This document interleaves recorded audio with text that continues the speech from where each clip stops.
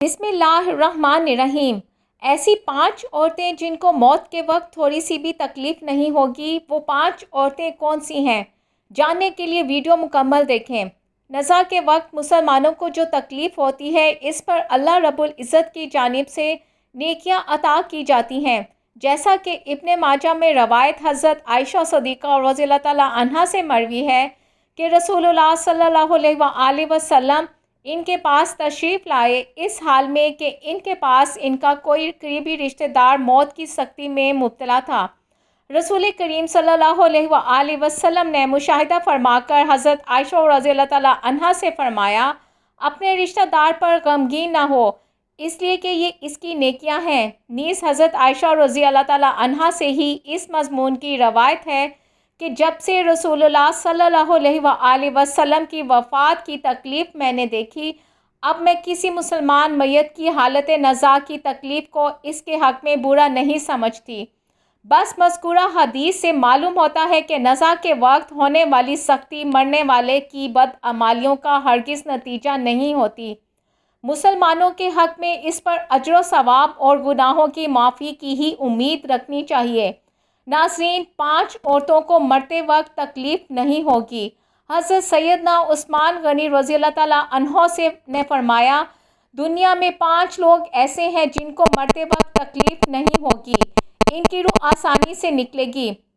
حالت نزا انسان کی آدھی روح اندر ہوتی ہے اور آدھی روح باہر ہوتی ہے، اور بندہ تکلیف میں ہوتا ہے۔ اس وقت انسان کو پیاس اتنی لگتی ہے کہ انسان یہ چاہتا ہے کہ سمندر کا پانی پی جاؤں، اور اگر بالفرض ساتوں سمندر کا پانی وہ پی بھی جائے، پھر بھی اس کی پیاس کبھی ختم نہیں ہوگی۔ روح نکلتے وقت انسان کو جو تکلیف ہو رہی ہوتی ہے، ناقابل بیان ہے۔ حضرت سیدنا عثمان غنی رضی اللہ تعالیٰ عنہ نے فرمایا، یہ 5 لوگ ایسے ہیں کہ انہیں مرتے وقت ذرا بھی تکلیف نہ ہوگی، یعنی موت آسان ہوگی اور بغیر تکلیف کے ہوگی۔ پوچھا گیا کہ جناب وہ کون سے 5 لوگ ہیں جنہیں موت کی سختی میں بھی نرمی میسر ہوگی؟ تو فرمانے لگے کہ سب سے پہلا شخص وہ جو اپنے ماں باپ کی موت کے بعد، یعنی ماں باپ کے مرنے کے بعد وراثت کا حصہ اپنی بہنوں کو پہنچانے میں جلدی کرتا ہے، یعنی وراثت کا حصہ اپنی بہنوں کو جلد اور بر وقت پہنچاتا ہے۔ ایسا نہ ہو کہ بہن کے بچے بھوک سے بلکتے رہیں اور تم بہن کے حق پر قبضہ کیے بیٹھے رہو، اور بہن اس انتظار میں رہی کہ میرا بھائی کب مجھے میرے ماں باپ کی وراثت میں سے حصہ دے گا۔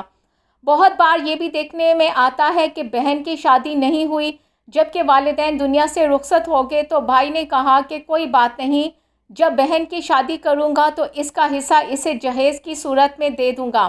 یاد رہے کہ اسلام میں بہنوں کو جہیز دینا فرض نہیں، جبکہ ان کا وراثتی حق دینا فرض ہے۔ دراصل عورت کو جہیز دینا یہودیوں کی رسم ہے، اسلام میں اس کی ترغیب نہیں دیتا، لیکن اسلام میں عورت کو وراثتی حصہ دینا فرض ہے۔ واضح رہے کہ والدین کے ترکہ میں جس طرح ان کی نارینہ اولاد کا حق و حصہ ہوتا ہے، اسی طرح بیٹیوں کا بھی اس میں شرعی حق و حصہ ہوتا ہے۔ والدین کے انتقال کے بعد ان کے ترکہ پر بیٹوں کا خود تنہا قبضہ کر لینا اور بہنوں کو ان کے شرعی حصے سے محروم کرنا ناجائز اور سخت گناہ ہے۔ بھائیوں پر لازم ہے کہ بہنوں کو ان کا حق و حصہ اس دنیا میں دے دیں، ورنہ آخرت میں دینا پڑے گا، اور آخرت میں دینا آسان نہیں ہوگا۔ حدیث مبارکہ میں اس پر بڑی وعیدیں آئی ہیں۔ حضرت سیدنا بن زید رضی اللہ تعالیٰ عنہ فرماتے ہیں، رسول اللہ صلی اللہ علیہ وآلہ وسلم نے فرمایا، جو شخص کسی کی باشت پر زمین بھی اجزا ظلم لے گا، قیامت کے دن 7 زمینوں میں سے اتنی ہی زمین اس کے گلے میں توق کے طور پر ڈالی جائے گی۔ ایک اور حدیث مبارکہ میں ہے، حضرت انس رضی اللہ تعالیٰ عنہ فرماتے ہیں کہ رسول اللہ صلی اللہ علیہ وآلہ وسلم نے فرمایا، جو شخص اپنے وارث کے میراث کاٹے گا، یعنی اس کا حصہ نہیں دے گا، تو اللہ تعالیٰ قیامت کے دن اس کی جنت کی میراث کاٹ لے گا۔ تو ناظرین، صرف ایک لمحے کے لیے دل پہ ہاتھ رکھ کر یہ سوچو کہ جب تم اپنی بہنوں کو ان کی وراثت کا حق نہیں ادا کرو گے تو کیا تمہاری بہنیں تمہارے لیے مغفرت کی دعا کریں گی یا جہنم کی دعا کریں گی؟ بہن کے لیے ظالم بن کے مرو گے یا مظلوم بن کے؟ ناظرین، بہن کا حق کھانا ایسا ہے جیسے خنزیر کا گوشت کھانا۔ دوسرا، وہ شخص جس کی روح مرتے وقت بڑی ہی آسانی سے نکلے گی، فرمایا کثرت سے صدقہ کرنے والا شخص۔ ایسا شخص جو اللہ اور رسول اللہ صلی اللہ علیہ وآلہ وسلم کی رضا کے لیے اپنے مال و دولت میں سے یوں صدقہ کرتا ہے کہ جب وہ اپنا ایک ہاتھ سے کسی کو دیتا ہے تو دوسرے ہاتھ کو پتہ بھی نہ چلے۔ نمبر 3، ایسا انسان جو اپنی فیملی سے اچھا سلوک کرنے والا ہے، یعنی اپنے ماں باپ، بیوی بچوں اور بہن بھائیوں سے نرم دلی کا رویہ رکھنے والا ہے، اپنی بیوی بچوں سے پیار کرنے والا ہے، حلال کا لقمہ کما کر اپنے بیوی بچوں کی کفالت کرنے والا ہے۔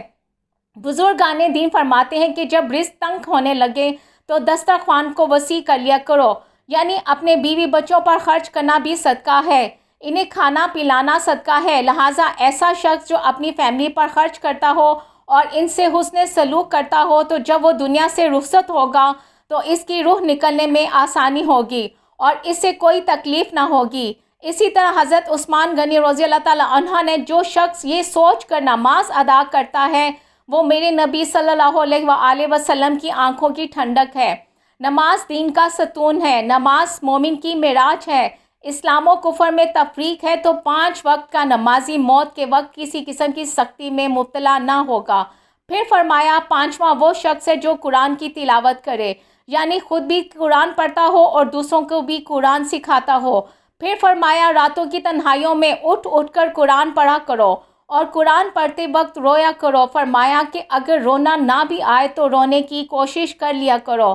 حضرت عائشہ صدیقہ رضی اللہ تعالیٰ عنہ کہتی ہیں کہ جب سے انہوں نے اللہ کے رسول اللہ صلی اللہ علیہ وآلہ وسلم کو موت کے وقت اور پیش سختی کا منظر دیکھا ہے تب سے کسی کی آسان موت پر خوش نہیں ہوتی اور آسان موت نصیب ہونے کی تمنا بھی نہیں کرتی، کیونکہ وہ جان چکی تھیں کہ نہ تو موت کی سختی مرنے والے کے برے انجام کی دلیل ہے اور نہ آسان موت کوئی عزت افزائی کی بات ہے۔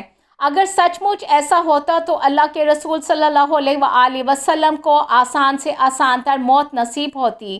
یہی وجہ ہے کہ نہ تو وہ موت کی سختی کو ناپسند کرتی تھیں اور نہ کسی کی آسان موت پر خوش ہوتی تھیں۔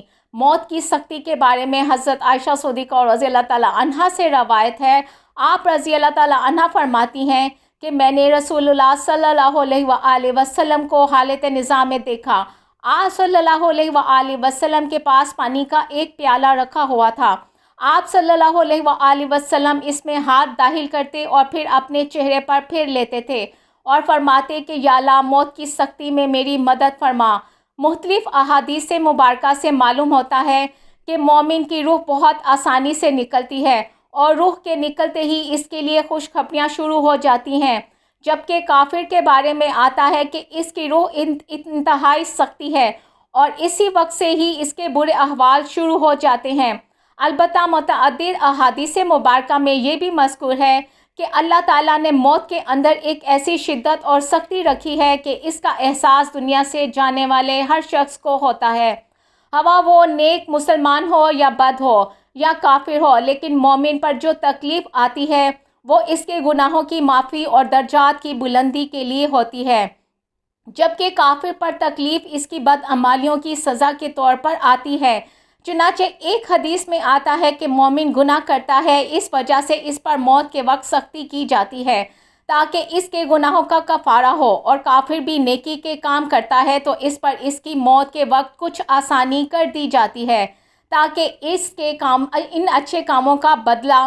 اس حدیث سے یہ بات معلوم ہوتی ہے کہ ہر شخص کی موت اس کے دنیا میں کیے گئے اچھے اور برے اعمال کے مطابق ہوتی ہے۔